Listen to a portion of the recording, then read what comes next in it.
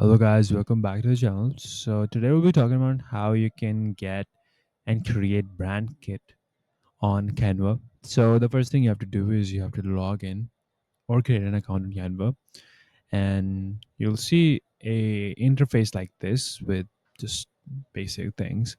So, the first thing you have to do is you have to go to the search bar and you have to search for what you're looking for, brand kit. Now, you click on enter and you'll see Canva templates and you click on see all, you will see a lot of brand kit templates.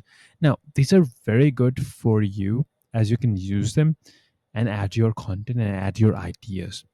These are professional templates where you can just easily add your content without any problems and just work with them.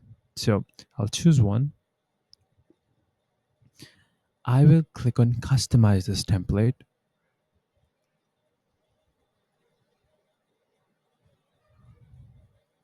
Right.